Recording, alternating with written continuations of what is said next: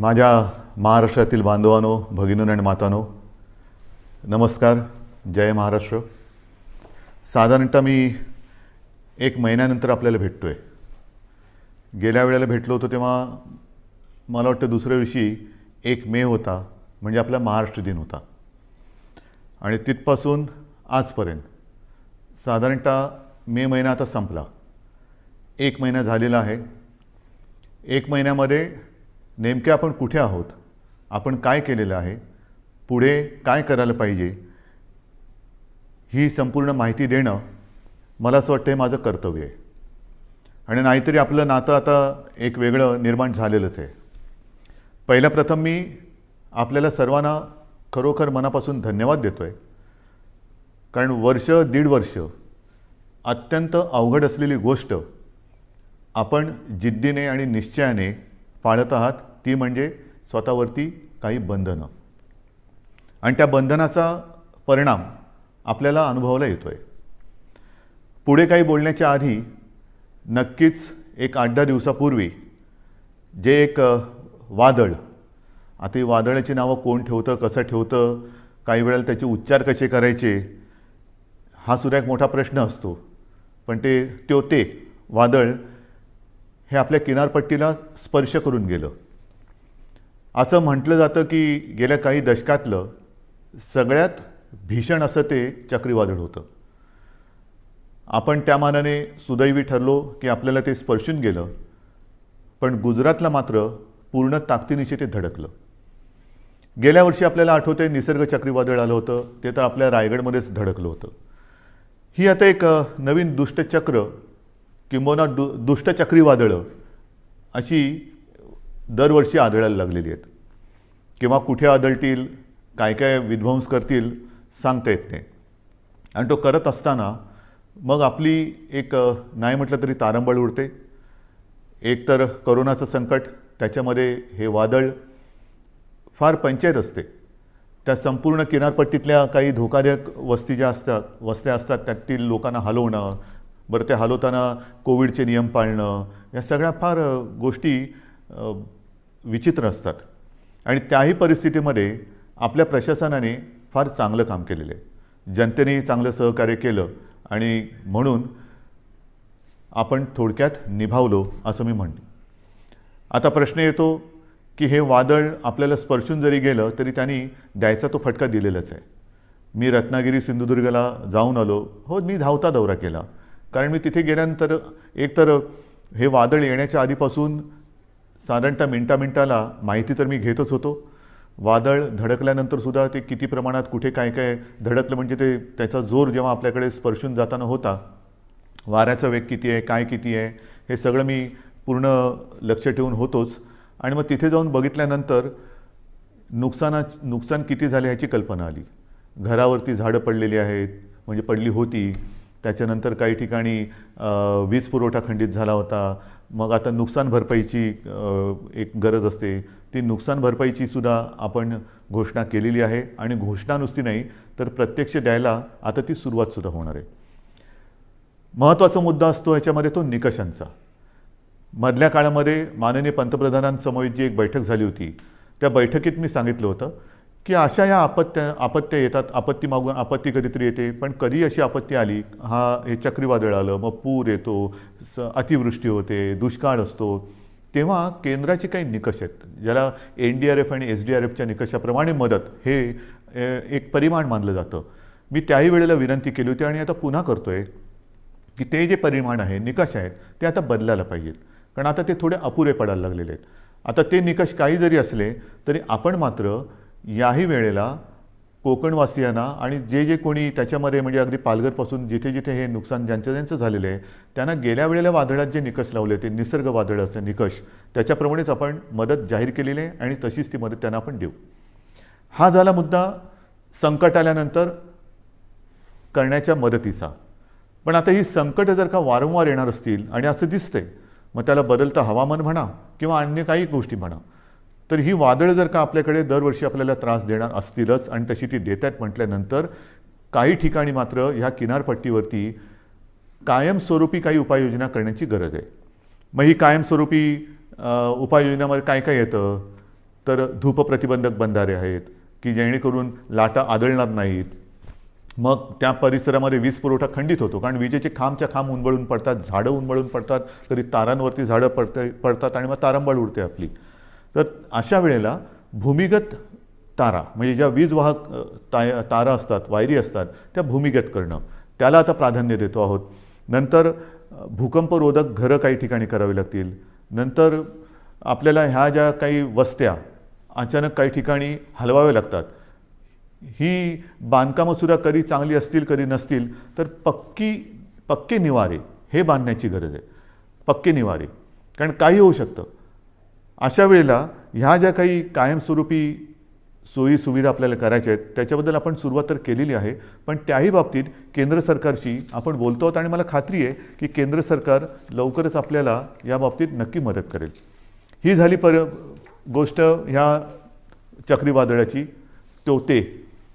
तोतेच ना त्या वादळाची.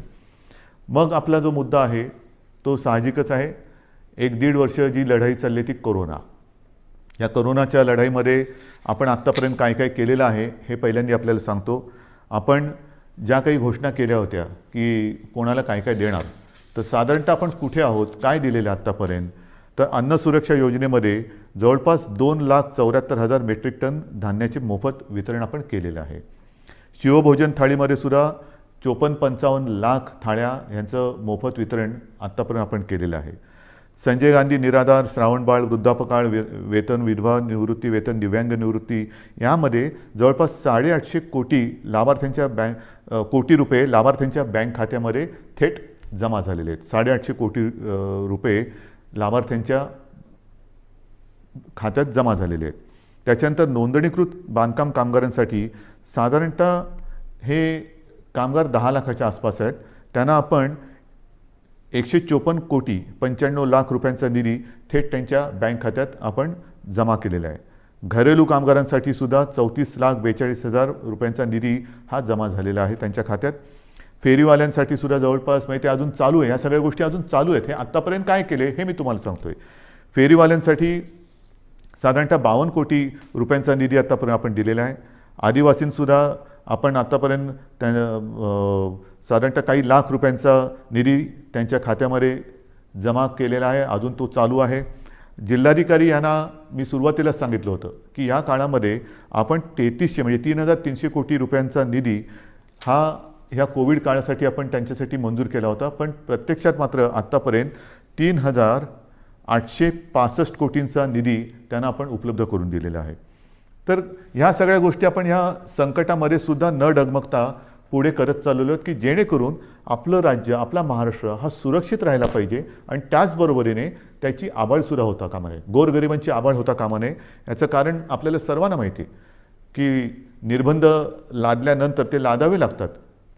फार त्याच्यासारखं वाईट काम असेल कोणतं असं मला वाटत नाही की लोकांवरती, जनतेवरती, आपल्या स्वतःच्या जनतेवरती निर्बंध लादणं. जी जनता आपल्यावरती प्रेम करते आहे, जी जनता आपल्याला आपलं मानते आहे, आपल्या घरातील एक मानते आहे, त्यांच्यावरती बंधनं लादणं यासारखं दुसरं कोणतेही कटू काम कोणाला करावं लागत असेल असं मला वाटत नाही. पण ते मला नाईलाजाने करावं लागते. आपल्या राज्याच्या आणि आपल्या सगळ्यांच्या जीवाच्या काळजीने आणि काळजीपोटी करावं लागते. बरं, तर ही त्याची तुम्हाला माहिती दिल्यानंतर साधारणतः आता काही जण असं म्हणत आहेत की आता लाट आहे ती खाली यायला लागलेली आहे, मग आता काय करणार, ही निर्बंध उठवणार का? तर याचीसुद्धा मला एक तुम्हाला माहिती देण्याची आवश्यकता वाटते की नेमकं आपण कुठे आहोत. एक गोष्ट नक्की की गेल्या वेळेला मी आपल्याशी बोललो होतो त्याच्यात आणि आत्तामध्ये खूप फरक पडलेला आहे, नक्कीच पडलेला आहे. म्हणजे जर आपण पाहिलं तर आत्ता साधारणतः आजची म्हणजे 30 मे आजची जी परिस्थिती आहे त्याच्यात आपल्याकडे आज 18,000च्या आसपास रुग्णसंख्या आहे सापडलेली. मात्र अजूनही जी रुग्णसंख्या आहे ती एक 2-5 दिवसापूर्वीचा जर का आकडा पाहिला तर गेल्या लाटेमध्ये जी एक सर्वोच्च, ज्याला आपण पीक म्हणतो, ती जी संख्या होती तिच्या बरोबरीत आहे. आता थोडीशी कमी होते आणि आपल्याला कल्पना आहे की त्यावेळेला जे शिखर आपण गाठलं होतं ते सणासुदीच्या नंतर गाठलं होतं. ह्यावेळेचं शिखर हे सणासुदीच्या आधी आलेलं आहे. म्हणजे सर्वोच्च म्हणजे जो उच्चांक आहे त्याचीसुद्धा तुम्हाला एक तुलनात्मक मी हे सांगणारच आहे. परंतु आत्ता जर बघितलं तर साधारणतः 17 ते 19 सप्टेंबर 2020च्या सुमारास आपल्या राज्यामध्ये 24,886 रुग्ण होते त्या एका दिवसात सापडणारे. आता 26 मेची जर का आकडेवारी पाहिली तर त्या 26 मेला म्हणजे 4 दिवसापूर्वी साधारणतः 24,752 एवढे रुग्ण आपल्याला आत्ता 4 दिवसापूर्वी आढळलेले आहेत. हे 4 दिवसापूर्वीची गोष्ट आहे. आज साधारणतः ती 18,000पर्यंत आलेली आहे. अजून आता नवीन व्यवस्थित आकडे येतील. म्हणजेच काय की अजूनही आपण म्हणावं तेवढं खाली आलेलो नाही. गेल्या वेळेला जे एक सर्वोच्च जे पीक ज्याला म्हणतो आपण जे गाठलं होतं आणि ते खालून वरती आलं होतं, यावेळेला ही जी संख्या आहे ती वरून खाली आलेली आहे. म्हणजे तीही आकडेवारी माझ्याकडे असणार, मी तुम्हाला देतो ती पण आकडेवारी.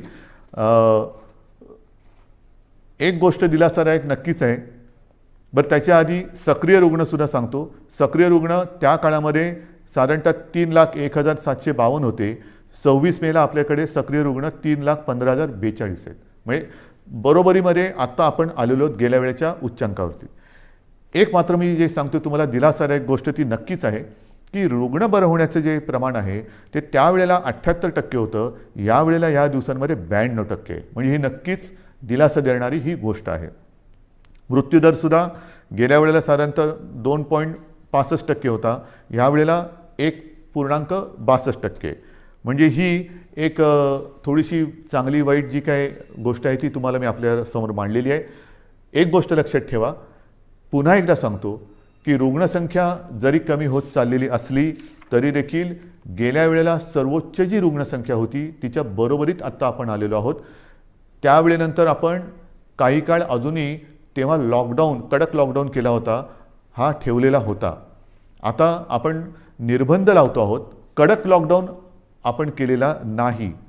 पण हे मी तुम्हाला सांगत असताना जशी ही रुग्णसंख्या काही ठिकाणी किंबहुना बऱ्याच ठिकाणी कमी होत चाललेली असली तरी देखील महाराष्ट्रामध्ये मात्र काही जिल्हे असे आहेत की त्या जिल्ह्यांमध्ये काही कारणं असतील, निर्बंध थोडेसे शिथिल असतील, थोडंसं एक मोकळीक लोक जास्त घेत असतील, काही जिल्ह्यात रुग्णसंख्या हलकीशी वाढताना दिसते आणि ती मला थोडीशी काळजीची गोष्ट वाटते. कारण शहरी भागामध्ये हे प्रमाण कमी होताना दिसतंय, ग्रामीण भागामध्ये हे प्रमाण हलकं वाढताना दिसतंय. हे प्रमाण आता आपल्याला ताबडतोब थांबवावं लागेल. ह्याचं कारण असं की आपण जो एक अनुमान आहे आपल्याकडे की तिसरी लाट येऊ शकते, मग तिसरी लाट कोणात येणार, लहान मुलांमध्ये येणार का, आणखीन कुठे येणार का, तर तिसरी लाट ही अशी काय तारीख सांगून येणार नाही आहे. किती दिवसांनी येणार हे सुद्धा अनुमान आपल्याकडे नाही. हे संपूर्णपणे आपल्या वागणुकीवरती अवलंबून असणार आहे. व्हायरस तर आजही आहे. एक मुळामध्ये महत्त्वाचा फरक आणखीन लक्षात घेण्यासारखा आहे की गेल्या वेळेला जी लाट आली होती त्या लाटेतला व्हायरस आणि ह्या लाटेतला व्हायरस ह्याच्यामध्ये एक फरक पडलेला आहे.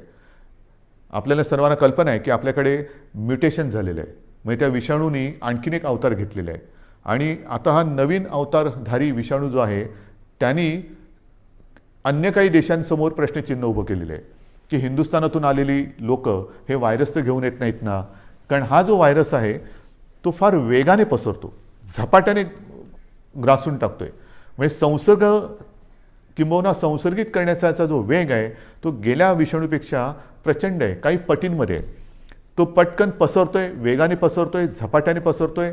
आणि एकदा का ग्रासलं तर आणखीन एक गोष्ट थोडीशी या काळामध्ये लक्षात आलेली ती म्हणजे झपाट्याने तो ग्रासून टाकतोय, मात्र बरं व्हायला किंबहुना रुग्णाला बरं व्हायला उशीर लागतोय. ऑक्सिजनची आवश्यकता ही यावेळेला नक्कीच वाढली, कारण संख्या वाढली होती. जशी ऑक्सिजनची आवश्यकता वाढली त्याचप्रमाणे ऑक्सिजनची आवश्यकता नुसतीच वाढली नाही, तर ऑक्सिजनची आवश्यकता काही काळ म्हणजे दीर्घकाळ लागली.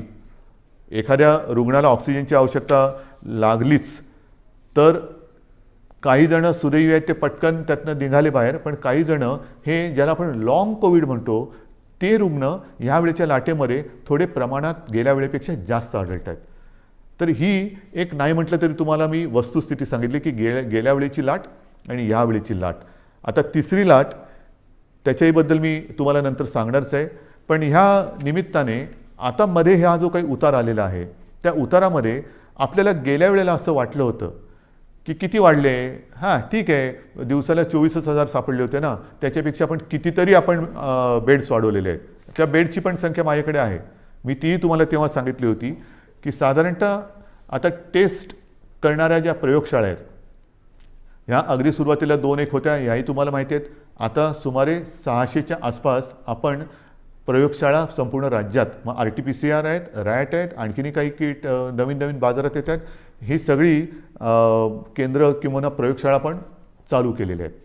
ICU बेड्स वाढवलेले आहेत, ऑक्सिजन बेड्स वाढवलेले आहेत. साधारणतः गेल्या वेळेला 3,60,000 होते, ते आता 4-4.5 लाखापर्यंत एकूण बेड्स गेलेले आहेत. हे जरी सगळं करत असलो तरी एका गोष्टीची आपल्याला फार आवश्यकता आहे आणि ती जेव्हा आता यावेळेला जाणवली ती म्हणजे ऑक्सिजन. मला अजूनही ते दिवस आठवले का घाम फुटतो. ऑक्सिजन आता काही तासापुरताच राहिलेला आहे. ऑक्सिजन केवळ आज रात्रीपुरताच राहिलेला आहे. अशी जेव्हा फोन हॉस्पिटलमधनं किंवा जिल्ह्यातनं येत होते तेव्हा संपूर्ण आपल्या प्रशासकीय यंत्रणेचे धाबे दणाणत होते. करायचं काय हा मोठा प्रश्न होता. ह्याचं कारण तुम्हाला सर्वांना मी मागेही सांगितलेलं आहे की आपल्या राज्यात ऑक्सिजन निर्मितीची क्षमता ही साधारणतः 1200 मेट्रिक टन आहे. 1200 ते 1250. आता आणखीन त्याच्यामध्ये काही जणांनी जसं काही साखर कारखान्याने ऑक्सिजन निर्मिती सुरू केलेली आहे, काही हॉस्पिटलमध्ये PSA प्लांट लागलेले आहेत. असे सगळे मिळून एक 1250 होतं तर 1300पर्यंत गेलेलो असू. पण प्रत्यक्ष आपल्याला यावेळेला ऑक्सिजनची आवश्यकता लागली ती 1700 मेट्रिक टन दर दिवसाला. म्हणजे आपण निर्मिती करत होतो 1200, त्याच्यामध्ये 500 अधिक लागले. बरं, या 1200मध्ये आपण उद्योगाचा ऑक्सिजन, ज्या उद्योगाला ऑक्सिजनची आवश्यकता लागते तो ऑक्सिजन पूर्ण बंद करून संपूर्ण ऑक्सिजन आरोग्यासाठी आणि या रुग्णांसाठी वापरला. तोही कमी पडला आणि मग मात्र जी काय आपली तारंबळ उडाली होती की जामनगरमधनं मागो, भिलईतून मागो, रूरकेलामधून मागो, म्हणजे काही शेकडो ते काही हजारो किलोमीटर अंतरावरून आपल्याला ऑक्सिजन आणावा लागत होता. आजही तो आपण आणतो आहोत तसं पाहिलं तर. आणि आपल्याला कल्पना आहे, आपण बातम्यात पाहिलं असणार की इथून रिकामे टँकर्स हे केंद्राच्या मदतीने एअरलिफ्ट करून ते जे ऑक्सिजन प्लांट बाहेरच्या राज्यात आहे तिथे नेत होतो आणि ते भरल्यानंतर मात्र आपल्याला ते रस्त्याने किंवा ट्रेनने आणावं लागत होते. ही संपूर्ण जी काय यातायात होती हे कशी आपण निभावून नेली ती त्या सगळ्या प्रशासकीय यंत्रणेचं एक कौतुक करावं लागेल. ऑक्सिजन ऑडिट करून ऑक्सिजनची गळती म्हणजे अतिरिक्त ऑक्सिजन जिकडे वापरला जात होता त्याच्यावरती निर्बंध आणले. हे सगळं फार तारेवरची कसरत होती. आणि मग माझ्या मनामध्ये आहे ते हेच आहे की जर का आत्ताचा जो अवतार बदललेला विषाणू आहे तो अजूनही पूर्ण त्याला आपण काबूत आणलेलं नाही. गेल्या वेळेच्या उच्चांकाच्या बरोबरीने आज आपली रुग्णसंख्या आहे. यावेळेला तो जर का सुटला आणि काही पटीत आलेली लाट होती, म्हणजे यावेळेला साधारणतः तुम्हाला कल्पना आहे 66-67 हजार रुग्ण हे दर दिवशी आढळत होते. म्हणजे गेल्या वेळेला 24,000 होते, यावेळेला 66-67 हजार दर दिवशी रुग्ण आपल्याला आढळत होते, पॉझिटिव्ह रुग्ण आपल्याला सापडत होते. हा आता विषाणू जर का सुटला आणि पुन्हा तशा ह्याच्यात तिसरी लाट आली तर बाकी सगळं बेड्स वगैरे आपण वाढू, डॉक्टरची कमतरता ही तशीच असणार आहे. ऑक्सिजनची कमतरता पडली तर मग मात्र आपल्याला फार कठीण जाणार आहे. त्याच्यामुळे ह्या काही गोष्टी ह्या आपल्याला लक्षात घेऊन पुढची पावलं ही खूप सावधतेने टाकावी लागणार आहे. बरं, हे कमी पडते की काय म्हणून ते आता नवीन आलेलं आहे म्युकॉरमायकोसिस, काळी फंगस. ही काळी जादू माहिती होती, काळी विद्या माहिती होती, आता काळी फंगस आलेली आहे. म्हणजे बुरशीसुद्धा, काळी बुरशी, म्युकॉरमायकोसिस. आता हा सुद्धा जो प्रकार आहे त्याच्यावरती सुद्धा आज साधारणतः आपल्या राज्यात 3-1 हजार रुग्ण त्याचे आहेत. ही काही साथ नाही आहे, पण त्याची कारणं ही सुद्धा आपल्या लक्षात आलेली आहे. आपल्या टास्क फोर्समध्ये त्यातले सुद्धा तज्ज्ञ डॉक्टर, मी गेल्या वेळेला सांगितलं आपल्या ठाण्याचे आशिष भूमकर, डॉक्टर आशिष भूमकर, त्यांचा समावेश केलेला आहे. असे त्या विषयातले तज्ज्ञ डॉक्टर आपण वेळोवेळी या टास्क फोर्समध्ये घेतो आहोत, त्यांचं मार्गदर्शन घेतो आहोत आणि उपाययोजना, उपचार पद्धती कशी असायला पाहिजे, कशामुळे म्युकॉरमायकोसिस होतो. तर एक जे कारण त्यांनी सांगितलं ते म्हणजे साधारणतः या कोविडच्या काळात, म्हणजे ज्याला कोविड होतो, करोना होतो, त्या रुग्णामध्ये साखरेचं प्रमाण वाढतं. हा करोनाचा एक कदाचित साईड इफेक्ट असेल. आणि साखरेचं प्रमाण वाढलं असताना जर जास्त प्रमाणात आणि जास्त काळासाठी स्टिरॉइड दिलं गेलं तर मात्र म्युकॉर तर हवेमध्ये आहे, ही फंगस तर हवेमध्ये आहे, तर त्याच्यामध्ये आपल्या रक्तात जे फ्री आयन तयार होतं ते त्याला आकर्षित करतं आणि तिथून म्युकॉरमायकोसिसला सुरुवात होते. मग हे कारण त्यांनी सांगितलं. आणखीन काही कारण आहे का? आणखीन काय करू शकतो. तर ह्या सगळ्या गोष्टी आपण डॉक्टरना सांगतो आहोत. याच्यामध्ये आणखीन एक गोष्ट नव्याने आपण केलेली आहे, ती म्हणजे नवीन एक संकल्पना मी मांडली आणि तिला ते यश येते. माझा डॉक्टर. माझा डॉक्टर. माझा डॉक्टर म्हणजे काय, आपल्याला सर्वांना माहिती आहे की आपल्या कुटुंबाला एक फॅमिली डॉक्टर असतो. काही सर्दी खोकला वगैरे काही झालं तरी आपण पटकन, डॉक्टर मला जरा खोकला आलाय काय करू, डॉक्टर मला कालपासून असंच होते काय करू. हा माझा डॉक्टर हा एक असतो. आणि ह्या डॉक्टरना आपल्या कुटुंबातील जवळपास सर्व सदस्यांच्या तब्येतीची एक माहिती असते. कोणाला कसली ॲलर्जी आहे, कोणाला काय होतं, काय औषध दिलं तर काय त्याला चालतं, काय दिलं तर चालत नाही. त्या डॉक्टरना मी आवाहन केलं. जवळपास काही हजार डॉक्टर, म्हणजे सगळे जर का पकडले तर लाखाच्या आसपास डॉक्टर्स, त्यांच्याशी जसा मी आपल्याशी संवाद साधतोय तसा संवाद त्यांच्याबरोबर साधला आपल्यासोबतच्या तज्ज्ञ डॉक्टरांना घेऊन. आणि हे सगळे वाड्या वस्त्यांमधले डॉक्टर आहेत, पाड्यांमधले डॉक्टर आहेत, अगदी आपल्या गल्लीतले डॉक्टर असतील, आपल्या सोसायटीमधले डॉक्टर असतील. ह्या सगळ्या डॉक्टरना मी आता आवाहन केलं. त्यांनीसुद्धा प्रतिसाद दिलेला आहे. ह्याचं कारण असं की आता पावसाळा येतो आहे. पावसाळ्याचे साथीचे आजार ते तर आहेत आणि त्याच्यात कोरोना. तुम्हाला कल्पना आहे की लक्षणं तीच आहेत. सर्दी खोकला ताप, घसा बसणं, घसा दुखणं, इतर पोट बिघडणं. आता हा नेमका रुग्ण ओळखणं हे फार मोठं काम आहे. कोविड आणि नॉन कोविड. पहिल्यांदा आपण कोणाकडे जातो, माझ्या डॉक्टरकडे, आपला डॉक्टर. आणि ह्या डॉक्टरची भूमिका आहे फार मोलाची आहे. कारण दोन गोष्टी आपल्याला आढळल्या की काही म्हणजे 70-75% कोविडग्रस्तांना कोणतीही लक्षणं नसतात. चांगली गोष्ट आहे. आणि तरी देखील कोविड पॉझिटिव्ह आहे म्हणून घाबरून अशी लोक हॉस्पिटलमध्ये जातात. मग आपण असं म्हणतो की अरे ह्यांना खरंच काही गरज नाही आहे. काही वेळेला तर कसल्या औषधाची गरज नसते. काही लोक असेच बरे होतात. पण ती लोक, असे रुग्ण हॉस्पिटलमध्ये बेड्स घेऊन बसतात आणि ज्यांना गरज असते त्यांना बेड्स मिळत नाहीत. मग आपण त्यांना विनंती करतो की ताई, दादा, कोणी असतील, काका, तुम्हाला हॉस्पिटलमध्ये राहण्याची गरज नाही हो. तुम्ही घरच्या घरी जर शक्य असेल तर विलगीकरणात राहा की जेणेकरून तुमच्या कुटुंबियांना कोरोनाचा त्रास होणार नाही. पण जर का नसेल तर मग आपलं सरकारी जी काही क्वारंटाईनची सोय केलेली आहे त्याच्यामध्ये राहा. मात्र हॉस्पिटलमध्ये तुम्हाला राहण्याची गरज नाही. मग हे एका बाजूला असताना दुसऱ्या बाजूला आपण काही वेळेला म्हणतो की अरे मृत्यूदराचं काय, मृत्यूदर कसा कमी करायचा. मग त्याचं कारण असं येतं की रुग्ण उशिरा हॉस्पिटलमध्ये आला, घरच्या घरी त्याने अंगावर काढलं, दुर्लक्ष केलं, आला तो सिरियस झाला होता, त्याला पण वाचू शकलो नाही. आणि मग तिथे ही महत्त्वाची भूमिका ही ह्या कुटुंबाच्या डॉक्टरनी करायचं आहे, माझ्या डॉक्टरनी, की हे नेमकं ओळखायचं कसं. त्याला औषधं देताना कोणती औषधं द्यायची, कोणाला कोणती औषधं देण्याची गरज आहे, अनावश्यक अनाठई आणि औषधांचा अतिरेक टाळा, हे सर्व तज्ज्ञ डॉक्टरांचं म्हणणं आहे. कारण नसताना औषधं देऊ नका, आवश्यकतेनुसारच औषधं द्या. स्टिरॉइड कोणाला द्यायचं, किती प्रमाणात द्यायचं हे नीट ठरवून द्या. आणि घरी किंवा आपल्या विलगीकरण कक्षामध्ये सरकारच्या किंवा महापालिकांच्या एखादा रुग्ण जर का उपचार घेत असेल तर त्याला नेमकी कोणती लक्षणं आहेत की ते लक्षण दिसल्याबरोबर त्याला हॉस्पिटलमध्ये आणलं पाहिजे की जेणेकरून त्याला हॉस्पिटलमध्ये यायला उशीर होणार नाही आणि त्याचा जीव आपण वाचू शकू. तर ह्या महत्त्वाच्या गोष्टी या फॅमिली डॉक्टरनी करायच्या आहेत. एकतर कोविड नॉन कोविड ओळखणं हे फार महत्त्वाचं आहे.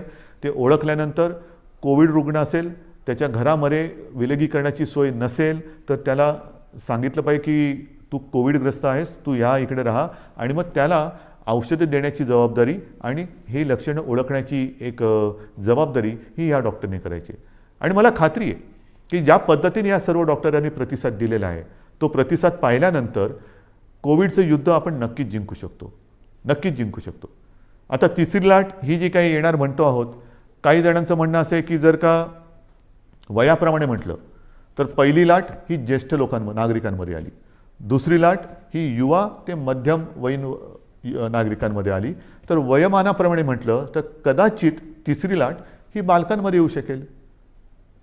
आणि मग काय करायचं. काही जणांचं म्हणणं आहे की तसं बालकांमध्ये येण्याचं कारण नाही, पण आली तरी घाबरण्याचं कारण नाही आहे, कारण बालकांमध्ये मुळामध्येच रोगप्रतिकारक शक्ती ही आपल्यापेक्षा जास्त असते. मात्र एक गोष्ट लक्षात घ्या की लहान मुलांमध्ये साथ ही येणार नाही, येऊ नये, येणारच नाही ही माझी प्रार्थना आहे. पण ती आलीच तर ती आपल्याच माध्यमातून येणार आहे.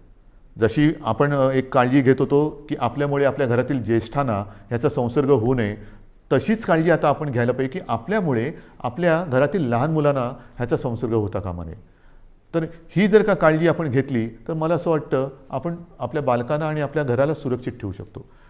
पण तरी देखील ही शक्यता लक्षात घेऊन महाराष्ट्रातल्या तज्ज्ञ बालरोग तज्ज्ञांचा सुद्धा मी टास्क फोर्स म्हणजे कृती दल तयार केलेलं आहे. डॉक्टर सुहास प्रभू हे त्यांच्या अध्यक्षतेखाली ही मी कृती समिती किंवा कृती दल तयार केलेलं आहे. त्यांच्याबरोबर सुद्धा माझ्या चर्चा सुरू आहेत. महाराष्ट्रातील सगळ्या बालरोग तज्ज्ञांची सुद्धा एक बैठक घेऊन झालेली आहे. त्यात सुद्धा काही हजार बालरोगतज्ञ हे सामील झालेले आहेत. संपूर्ण सज्जता ही प्रत्येक जिल्ह्यात आपण करतो आहोत. कुठेही सरकार म्हणून आपण कमी पडत नाही आहोत. सगळ्या सोयी सुविधा ज्या ज्या काही करण्याच्या गोष्टी आहेत त्या आपण करतो आहोत. मग महत्त्वाचा आणखीन एक प्रश्न येतो, तो म्हणजे लसीकरण. याची सुद्धा मी तुम्हाला कल्पना दिलेली आहे की साधारणतः 45 वरील वयोगटातील नागरिकांच्या लसीकरणाची जबाबदारी ही केंद्राने घेतलेली आहे. मात्र 18 ते 44 ह्या वयोगटातील नागरिकांची लसीकरणाची जबाबदारी ही राज्याने घ्यायची आहे आणि आपलं राज्य समर्थ आहे. मी पुन्हा एकदा सांगतो, साधारणतः 18 ते 44 वयोगटातील 6 कोटी नागरिक आपल्या राज्यामध्ये आहेत आणि त्या प्रत्येकाला 2 डोस हे जे द्यावे लागणार आहेत, 2 डोस म्हटलं तर 12 कोटी डोस लसीचे घेण्याची एक रकमी एका चेकनी आपली तयारी आहे. आणि जसजसा पुरवठा वाढेल तसतशी आपण लसीकरणाची प्रक्रियासुद्धा वेगात करू, क्षमता अधिक वाढू, 24 तास आपण ती चालू ठेवू आणि लवकरात लवकर या वयोगटातील नागरिक आपण सुरक्षित करू. मात्र त्याला एक मर्यादा आहे. आपली क्षमता आहे पण त्याला एक मर्यादा आहे. क्षमता मी सांगितली, मर्यादा साहजिकच आहे. लसीकरणासाठी लागणारी लस आणि त्याची उत्पादन क्षमता, अजूनही उत्पादन क्षमता आपल्याकडे ज्या लसी निर्माण होत आहेत त्यांची तेवढी झालेली नाही.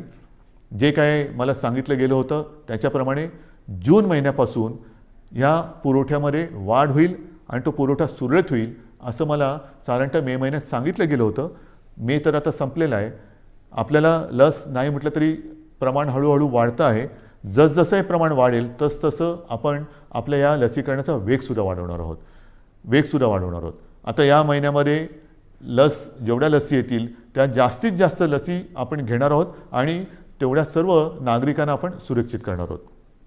आजपर्यंत साधारणतः 2 कोटीच्या वर म्हणजे 2.25 कोटी नागरिकांचं आपण लसीकरण केलेलं आहे. म्हणजे 12 कोटी जनतेत साधारणतः 2.25 कोटी नागरिकांना आपण लसीकरण केलेलं आहे. दुसरा डोस, पहिला डोस मधल्या काळामध्ये थोडीशी पंचायत झाली होती पण ती सुद्धा आपण करतोय, कारण ज्यांना पहिला डोस दिला त्यांच्यासाठी दुसरा डोस उपलब्ध नव्हता. मग आपण ते थोडंसं सांभाळून घेतलं आणि त्याकरता मधल्या काळात आपल्याला 18 ते 44 या वयोगटातील नागरिकांचं लसीकरण थोडा काळ स्थगित करावं लागलं होतं. लवकरच ते पुन्हा जोमाने आपण सुरू करणार आहोत. तर ही एक लसीकरणाची परिस्थिती आहे. उच्च शिक्षणासाठी जे परदेशी जाऊ इच्छितात त्या विद्यार्थ्यांसाठी सुद्धा आपण लसीकरणासाठी एक वेगळी सोय केलेली आहे, कारण त्यांचं टाईम टेबल हे वेगळं आहे. तिथल्या टाईम टेबलप्रमाणे तिथे त्यांना जर का पोचायचं असेल तर त्यांच्यासाठी सुद्धा आपण ती तशी सोय केलेली आहे. तर ह्या एक एक गोष्टी मी तुम्हाला सांगत जातो आहे. आता नेमकं असं आहे की ह्या सगळ्या गोष्टी चालू असताना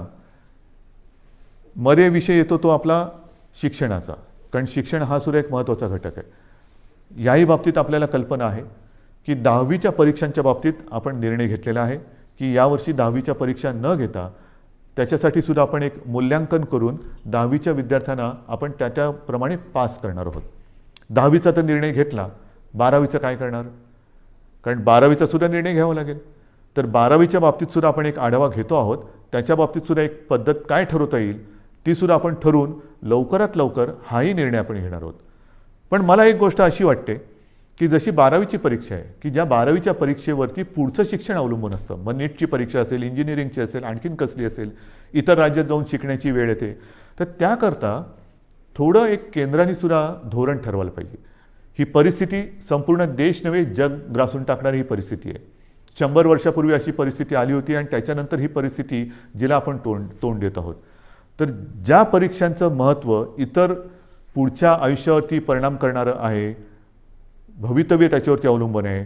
मी माननीय पंतप्रधानांना गेल्या वर्षी एक विनंती केली होती, तीच आज आपल्या माध्यमातून करतोय. कदाचित मी पत्र पण लिहायचे असेल तर पत्र लिहीन, बोलायची आवश्यकता असेल तर बोलीनसुद्धा, की काही वेळेला हे जे निर्णय आहेत ते सर्व देशासाठी त्याचं एक धोरण असलं पाहिजे. की 12वीची परीक्षा आहे, काय करायला पाहिजे, आणखीन काही परीक्षा असतील तर देशात त्याचा जर का एक पडसाद उमटणार असतील तर देशासाठी एक धोरण असायला पाहिजे. शैक्षणिक धोरण हे एक असायला पाहिजे. हा निर्णय हा केंद्राने एक घ्यायला पाहिजे. केंद्राने एक थोडंसं आम्हाला मार्गदर्शन करायला पाहिजे. 10वीचा निर्णय आम्ही घेतला, 12वीचं पण आम्ही घेणार आहोत, पण तो निर्णय देशभर सारखा पाहिजे.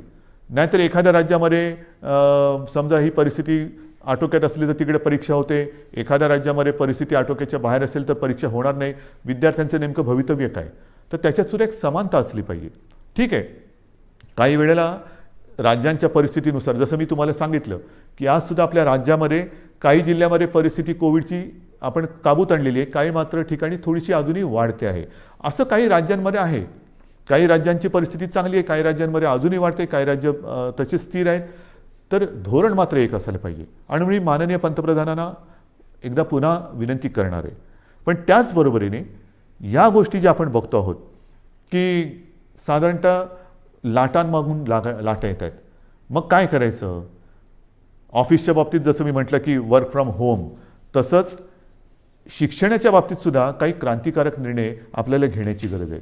की काय करता येईल, अजूनही हे नेटवर्किंग कसं करता येईल, केबलिंग कसं करता येईल, की मुलांनासुद्धा जर का हा लॉकडाऊन किंवा कोविड अजून काही महिने काही काळ चालला, आपल्याला असं वाटलं होतं की 2020 हे वर्ष कोविडग्रस्त म्हणून होईल आणि 21मध्ये सगळी दारं उघडतील, तर झालं भलतंच. 20पेक्षा अधिक मोठ्या प्रमाणावरती लाट आली आणि ती लाट आल्यानंतर सणासुदीला अजून सुरुवात व्हायची, त्याच्या आधी ही मोठी लाट आली. पुढे कसं जायचं हा एक प्रश्न आहे. तो प्रश्न सोडवताना शिक्षणाचा प्रश्न कसा सोडवायचा, शिक्षण चालू राहिलं पाहिजे, तर त्याच्यासाठी शिक्षणामध्ये सुद्धा काही क्रांतिकारक निर्णय घेण्याची आवश्यकता आहे. आणि त्याही बाबतीमध्ये आपण निर्णय घेत आहोत, काही योजना तयार करतो आहोत. वर्क फ्रॉम होमसारखं शिक्षण कसं करता येईल, ऑनलाईन काय करता येईल का, या सगळ्या गोष्टी आपण बघतो आहोत की जेणेकरून आपल्याला त्याच्यात त्रास होणार नाही. जसं मी तुम्हाला सांगितलं की तिसऱ्या लाटेची तयारी करताना मी गेल्या महिन्यामध्ये काही उद्योगपतींची बैठक घेतली होती, याही आठवड्यात मी घेणार आहे. की लॉकडाऊनसारखी परिस्थिती निर्माण झाली तरी देखील अर्थचक्र फिरलं पाहिजे. आणि अर्थचक्र फिरण्यासाठी उद्योगधंद्यांनी काय करायला पाहिजे, कामगारांची व्यवस्था कशी केली पाहिजे, ह्या जशा काही गोष्टी करायच्या आहेत तशाच काही गोष्टी आपल्याला शिक्षणासाठी सुद्धा कराव्या लागणार आहेत. आणि ह्या सगळ्या गोष्टी करत असताना आपल्याला सर्व काही हळूवारपणाने पूर्वपदावरती आणावंच लागेल. एक एक एक एक गोष्ट नाही तर प्रत्येक वेळेला कोरोना वाढला की लॉकडाऊन करा, कोरोना कमी झाला की कुलूप उघडा, म्हणजे मला फक्त तेवढंच एक चावीवाल्याची भूमिका करावी लागेल. अशी एकदा चावी फिरवा, अशी एकदा चावी फिरवा, हे काय काम आवडणारं काम नाही आहे. आपल्याला कोविडसोबत राहायचं नाही तर कोविडवरती मात करायची आहे. आणि म्हणून मला असं वाटतं की काही गोष्टी ह्या आता आपल्याला जाणीवपूर्वक कराव्या लागतील. मधल्या काळामध्ये एक थोडीशी शिथिलता आणण्याचा आपण प्रयत्न केला. ती शिथिलता, त्याचे दुष्परिणाम ते सुद्धा आपण बघितलेले आहेत. आणि मग काही गोष्टी ह्या आपल्याला अंगीकाराव्याच लागतील.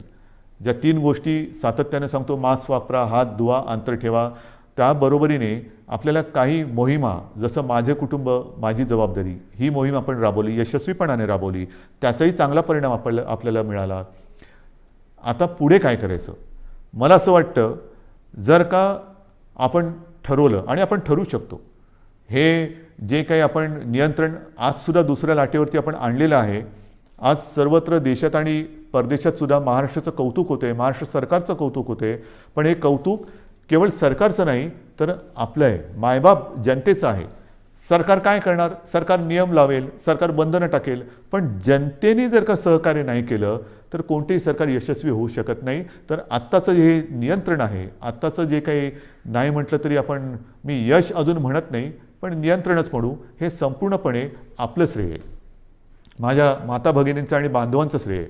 आपण सहकार्य केलं नसतं तर कोविडचा लढा आज दुसऱ्या वेळेला आपण काबूत आणू शकलो नसतो. अजून तो संपलेला नाही, पण मला खात्री आहे तुम्ही जिद्दी आहात, तुम्ही लढवय्ये आहात.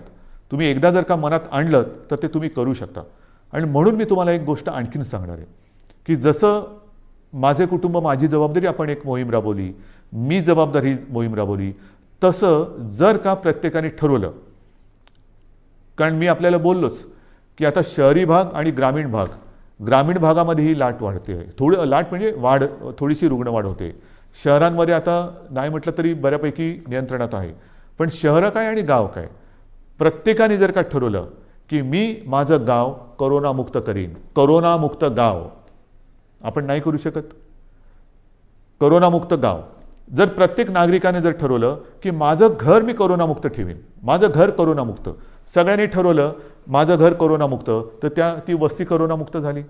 सर्व वस्त्यांनी जर ठरवलं की आपण कोरोनामुक्त राहायचं, गाव कोरोनामुक्त झालं.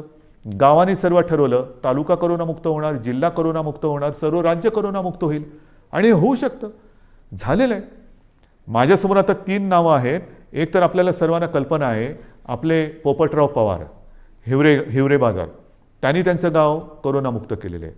त्याचबरोबरीने 2 तरुण मुलं आहेत, मला कौतुक आहे त्यांचं, नवीन सरपंच आहेत. एक आहे ऋतुराज देशमुख, सरपंच घाटणे, तालुका मोहोळ, आणि दुसरी आहे कोमलताई करपे, ह्या सुद्धा आंत्रोळी तालुका दक्षिण सोलापूरच्या. ह्या तिघांनी म्हणजे पोपटराव पवारांनी तर केलंच, पण ह्या दोघांनी 2 तरुण मुलं आहेत, ह्या दोघांनी आपापलं गाव कोरोनामुक्त केलं आहे. मग ही मुलं करू शकतात तर आपण नाही करू शकत. आजपासून आपण निश्चय केला पाहिजे की गाव कोरोनामुक्त करायचं, कोरोनाला थारा द्यायचा नाही. संपूर्ण सरकारी यंत्रणाही तुमच्यासोबत आहे. ज्या ज्या काही गोष्टी केल्या मी या तिघांशी बोलणार आहे, पोपटरावांशी बोलणार आहे, ऋतुराजशी बोलणार आहे आणि कोमलताईशी सुद्धा बोलणार आहे की काय नेमकं तुम्ही केलं. आणि जर शक्य असेल तर मी एकदा जसं मी आज तुमच्याशी बोलतोय फेसबुकवरनं, तसं या तिघांनाही तुमच्याशी बोलायला लावणार आहे. मी आपल्या राज्यातल्या सर्व सरपंचांना सांगतोय की या 2 सरपंचांनी जर त्यांचं गाव कोरोनामुक्त करू शकले तर आपण आपलं गाव का नाही कोरोनामुक्त करू शकत. आणि हा निश्चय जोपर्यंत आपण करत नाही तोपर्यंत ही नुसती उघडझाप जशी ती गेलेली ट्यूबलाईट कधी उघडझाप कधी पेटते, कधी बंद होते, कधी पेटते, ही असे ट्यूबलाईटसारखं नको. आपल्याला लख्ख प्रकाश टाकायचं आहे. जे काय करायचं ते लख्ख प्रकाशात करायचं. तर आपल्याला कोरोनामुक्त गाव ही मोहीम आजपासून आता राबवायची. माझं घर कोरोनामुक्त पाहिजे, माझी वस्ती कोरोनामुक्त पाहिजे, माझं गाव कोरोनामुक्त पाहिजे, जिल्हा कोरोनामुक्त पाहिजे, आणि सर्व जिल्हे कोरोनामुक्त झालं तर माझा महाराष्ट्र कोरोनामुक्त होणार आहे. आणि मग महाराष्ट्राचं उदाहरण इतर राज्यांनी घेतलं तर देश कोरोनामुक्त होणार आहे. सुरुवात कोणीतरी करायला पाहिजे, ती सुरुवात महाराष्ट्राने करायला पाहिजे. कारण दरवेळेला आपण म्हणतो की महाराष्ट्र हा देशाला दिशा दाखवतो. ही दिशा आता दाखवण्याची वेळ आलेली आहे. गाव आपल्याला कोरोनामुक्त हे करावंच लागेल. आणि हे मला खात्री आहे की आपण केल्याशिवाय राहणार नाही. आज मी आपल्याशी बोलताना पावसाळा तोंडावर आहे, कृषीचा हंगाम सुरू होतोय. हंगाम सुरू होतं म्हटल्यानंतर मला तमाम शेतकरी दादांना सांगायचं आहे की गेल्याही वर्षी महाराष्ट्राच्या अर्थव्यवस्थेला तुम्ही मोठा हातभार लावलेला आहात. शेती आणि शेतीविषयक सगळे व्यवहार हे आपण थांबू दिले नव्हते, याही वेळेला थांबू देणार नाही आहोत. मग तुमचे बियाण्यांची दुकानं असतील, खतापाण्याची दुकानं असतील, इतर अवजारांची दुकानं असतील, तीसुद्धा आपण, इतर काही दुकानं आपल्याला बंद ठेवावी लागली तरी ही दुकानं आपण बंद ठेवणार नाही आहोत. मात्र त्याला थोडंसं एक वेळेचं बंधन ठेवावं लागणार आहे. पण हे करताना कृपा करून गर्दी होऊ देऊ नका. एकतर स्वतः तोंडाला मास्क लावा. या हंगामामध्ये मग नांगरणी असेल, पेरणी असेल, अमुक असेल, तमुक असेल, मग उद्या कापणी होईल, अमुक होईल, मग शेतमजूर इकडे तिकडे यायला जायला लागतील. पण ही सगळी जी वर्दळ आहे ती वर्दळ करताना कोरोनाविषयक ज्या काही नियमावली आहेत त्या कृपा करून पाळा. कारण आपण केवळ राज्याचेच नव्हे तर देशाचे अन्नदाते आहेत. आणि अन्नदात्याचं जर का आरोग्य बिघडलं तर देशाचं आरोग्य बिघडलं. आपण अन्नदाते आहात, आपण सुरक्षित राहा. आपल्याला संपूर्ण सहकार्य सरकार करतं आहे, सरकार करेल. आपल्या कृषीविषयक ज्या काही गोष्टी असतील त्याच्यावरती कोणतीही बंधनं आपण टाकत नाही आहोत. ते सगळे व्यवहार, सगळ्या गोष्टी ह्या व्यवस्थित चालू राहतील. फक्त एकच अट आहे, कृपा करून ही बंधनं पाळा आणि गर्दी होऊ देऊ नका. शेवटी मी एकच सांगेन की ही दुसरी लाट ही अपेक्षेपेक्षा फार मोठी होती. या दुसऱ्या लाटेमध्ये अनेक जणांनी आपले आप्तस्वकीय गमावलेले आहेत, कुटुंबीय गमावलेले आहेत, अगदी मित्र परिवारातले काही मित्र गमावलेले आहेत. यामध्ये काही बालकं ही अनाथ झालेली आहेत, काही पालकांनी आपली बालकं गमावलेली आहेत. फार विचित्र आहे, ही साथ फार विचित्र आहे. आणि ही साथ एवढी वाईट आहे की हा म्हणता ओळखीपाळखीची माणसं ही आपल्याला सोडून गेलेली आहेत. यापुढे मात्र असं होऊ देता कामा नये. जी बालकं दुर्दैवाने अनाथ झालेली आहेत त्या बालकांसाठी केंद्र सरकारने एक योजना जाहीर केलेली आहेच, पण तरी देखील आपलं राज्य सरकारसुद्धा एक योजना करते आहे. कोणत्याही परिस्थितीत दुर्दैवाने ह्या बालकांचे पालक जरी त्यांनी गमावलेले असतील तरी त्यांचं पालकत्व हे सरकार घेईल. त्यांची आयुष्यातील वाटचाल ही मात्र आम्ही पोरकी होऊ देणार नाही, अनाथ होऊ देणार नाही. ह्या अनाथ बालकांना जिथे जिथे शक्य असेल तिथे तिथे सर्व पावलोपावली परोपदी सरकार समर्थपणाने त्यांना साथ देईल. शिक्षण असेल, इतर काही असेल, राहण्याची गोष्ट असेल, काही असेल, ही योजना आम्ही आता तयार करतो आहोत आणि ती योजनासुद्धा आपण लवकरच जाहीर करून त्याची अंमलबजावणी करू. बांधवांनो, भगिनींनो आणि मातांनो, दुसऱ्या लाटेवरती आपण नियंत्रण आणतो आहोत. मात्र हे नियंत्रण आणत असताना काही जण कदाचित कुरबुर करतील, कारण अजून नाईलाजाने आपल्याला हे निर्बंध पुढचे 15 दिवस वाढवावे लागत आहेत. हे वाढवल्यानंतर म्हणजे 15 जूनपर्यंत हे वाढवावे लागतच आहेत. नुसते निर्बंध वाढवत नाही आहोत, तर आता आपण जिल्ह्यानुसार आढावा घेऊन काही जिल्ह्यात हे निर्बंध कदाचित कडक करावे लागतील, काही जिल्ह्यात कदाचित हे निर्बंध थोडेफार आपण शिथिल करू शकू. पण ह्या शिथिलतेचा अर्थ सर्व काही संकट गेले असं समजू नका. गेल्या वेळेला पहिल्या आणि दुसऱ्या लाटेच्या मधला जो काळ होता त्याच्यामध्ये मोर्चे, समारंभ, इतर काही गोष्टी, लग्नसराई हे आपण फार मोठ्या प्रमाणावरती नाही म्हटलं तरी झालं. ग्रामपंचायतीच्या निवडणुका झाल्या आणि नंतर मात्र ती दुसरी लाट अपेक्षेपेक्षा काही पटीत जास्त आली. आता हळूहळू काही लोक सुरू होतील की हे उघडा ते उघडा, अमुक नाही केलं तर आम्ही रस्त्यावरती उतरू, मग आम्ही करोना काय बघणार नाही, हे उघडलं नाही तर आम्ही तसं करू. त्यांना मी सांगतोय, कृपा करून तुम्ही ह्या गोष्टी अशा करू नका. मला पूर्णपणे माहिती आहे की हे संकट फार विचित्र आहे, पण नुसतं हे संकट आता कमी झाले म्हणून घाईगर्दीने रस्त्यावरती उतरू नका. कारण जर का रस्त्यावरती उतरणार असाल तर मी म्हणेन कोरोना योद्धे म्हणून उतरा, कोरोना दूत म्हणून उतरू नका. जरा सरकारला तुम्ही जर का असं सांगणार असाल की अमुक नाही केलं तर आम्ही रस्त्यावरती उतरू, तर मला नम्रपणाने सांगायचं आहे की कोरोनाची साथ हा सरकारी कार्यक्रम नाही, ही सरकारी योजना नाही. कोरोनाची साथ ही सरकारी योजना नाही की जिच्या विरोधासाठी तुम्ही रस्त्यावरती उतरावं. तर तो जर का आपला गैरसमज असेल तर तो कृपा करून आपल्या मनातून काढून टाका. तो जर का आपला संभ्रम असेल तर मनातून काढून टाका. दुर्दैवाने आपल्या आजूबाजूला बघा, ज्या घरामध्ये काही बालकं अनाथ झालेत, काही पालकांची मुलं गेलेली आहेत, हे निर्बंध तर आपण उठवणार आहोतच, पण निर्बंध उठवल्यानंतर सुद्धा घरातील कर्ता गमावलेला आहे त्या कुटुंबाकडे सुद्धा आपल्याला लक्ष द्यावं लागणार आहे. तर हे रस्त्यावरती उतरणं म्हणजेच तिसऱ्या लाटेला आमंत्रण देणं आहे. तर त्या तिसऱ्या लाटेचे आमंत्रक आपण होऊ नका, तिसऱ्या लाटेचे निमंत्रक आपण होऊ नका. कारण माझ्यासमोर संपूर्ण महाराष्ट्रातल्या जनतेच्या जीवनाचा प्रश्न आहे, आयुष्याचा प्रश्न आहे. मी पुन्हा एकदा सांगतो, हे निर्बंध लादणं यासारखं कटू काम दुसरं कोणतं असूच शकत नाही. पण मात्र हे आपल्या आरोग्य व्यवस्थेचं प्रमाण बघून आपल्याला या गोष्टी कराव्या लागतात. अजूनही ऑक्सिजनची व्यवस्था आपण वाढवतोय. मिशन ऑक्सिजन हा एक कार्यक्रम घेतला आहे, जरूर घेतला आहे. काही ठिकाणी आपण प्लांट्स लावायला सुरुवात केलेली आहे, पण छोटे, मध्यम आणि मोठे असे प्लांट लावायला साधारणतः 3 महिने ते 18 महिन्यापर्यंत हा कालावधी लागू शकतो आहे. तो लक्षात घेता आपल्याला फार हळुवारपणाने एक एक गोष्टी ह्या उघडत जाव्या लागणार आहेत. आणि म्हणून आजपर्यंत आपण जसं सहकार्य केलं तसंच सहकार्य साहजिकच आहे. हे आपल्यासाठी, आपल्या प्रियजनांसाठी, आपल्या मित्रपरिवारासाठी, आप्तसोक्यांसाठी हे मला अपेक्षित आहे. मी अधिक नुसतं निर्बंध लादायचे म्हणून लादणाऱ्यातला नाही, हे पुन्हा एकदा नम्रपणाने सांगतो. मात्र काही वेळेला हा बदललेला विषाणूचा अवतार बघून आपल्याला फार हळुवारपणाने हे निर्बंध उघडावे लागतील. विशेष म्हणजे तिसरी लाट जर का काही तज्ज्ञांच्या मते मुलांमध्ये येणार असेल तर पुन्हा हा काळ शाळा सुरू होण्याचा आहे. हाही एक विचार आपल्याला करावा लागणार आहे. या सगळ्या गोष्टीचा विचार करून तिसऱ्या लाटेचा प्रभाव किंबहुना तिसरी लाट येऊच नये त्याच्यासाठी प्रयत्न करणं गरजेचं आहे. आणि मला खात्री आहे, मी पुन्हा एकदा सांगतो की करोनामुक्त गाव ही योजना जर का आपण सफल केली तर तिसरी लाट आपण येऊच देणार नाही. कारण 2 वेळा आपण हे करून दाखवलेलं आहे.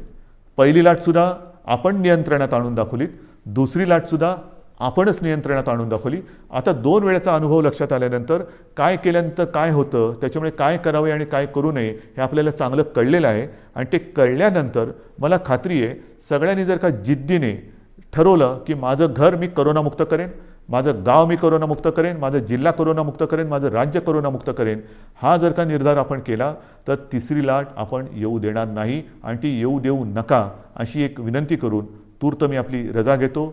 धन्यवाद. जय हिंद, जय महाराष्ट्र.